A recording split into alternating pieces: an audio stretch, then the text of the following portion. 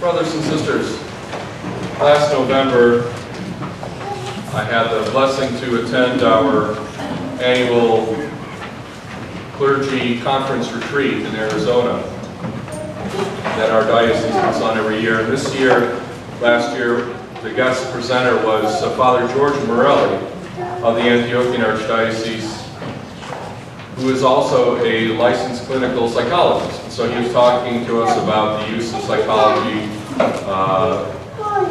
what different kinds of psychology and how they can be integrated in our pastoral life. But what I found most interesting was his description of the insights from cognitive psychology, which basically talks less about what you maybe might think of in terms of psychoanalysis and strange subconscious motivations for behavior, and just looked instead at the actual mechanics of how we think, and if we think clearly or rationally or not. And he described how so many of our problems can be simply explained in these terms of dysfunctional thought patterns.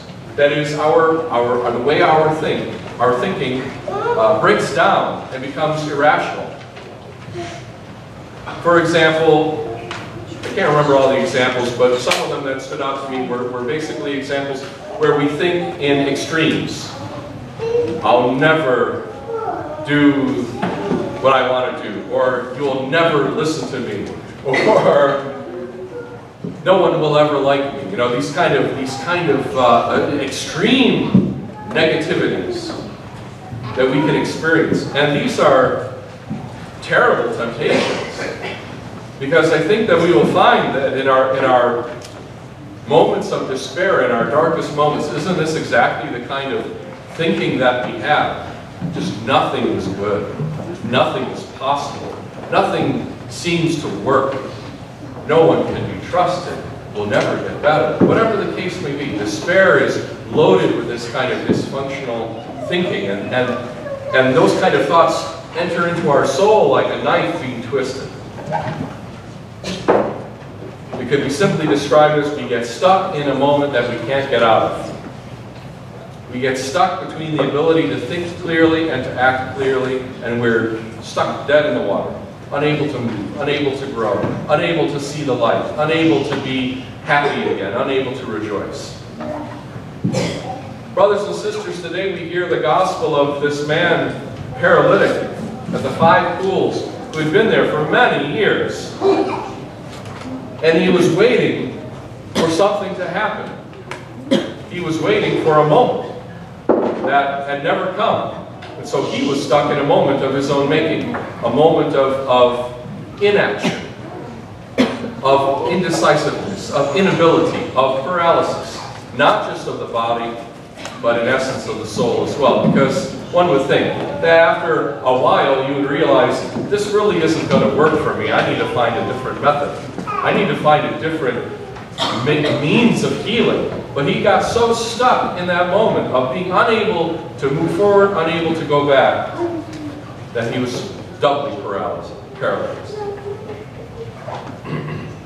And so when Christ comes and asks him the question, it's a completely fair question. Do you want to be made well?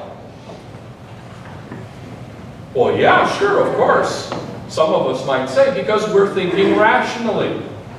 Because we can see clearly, yeah, I want to get made well, of course. But here was a man who was so stuck that he couldn't even answer yes clearly or no clearly. Instead, he fumbled around. He said, well, I'm waiting, you know, every time it happens, then the water's coming. No, I have no one to put me in the water. And he's still playing this game in his head where he's just trying to figure out a way in which it'll work. After it hasn't worked. For years it hasn't worked. But he keeps on trying. If someone would put me, and it's completely irrational. And so it's a completely good question. Do you want to be made well? Why do you keep doing this to yourself? You couldn't even clearly say yes. Likewise, on this May 6th, in the church, we remember the righteous patriarch, the long-suffering Job. You might remember the story of Job. Job lost everything. And his wife said to him, "Why do you still believe in God? Why do you still have hope? Why do you still care? Just curse God and die. Give up." He said, No, I will not do that. God hasn't done anything bad to me, and I haven't done anything bad to God. Naked I came into the world, naked I'll go out, blessed be the name of the Lord. He had some clarity. We would look at it maybe as insanity, because why aren't you cursing God and just giving up hope? You've lost everything. That would be normal. But he had a clarity in his mind. And he was able to, I'm not going to give into that moment of despair and look at this and say, obviously God hates me. And obviously my life is over. And obviously there's no hope ever for me again. And obviously, all the dysfunctional thoughts that would have kept him completely trapped. And would have, in fact, proven the devil right. Because that's what the devil wanted to see happen.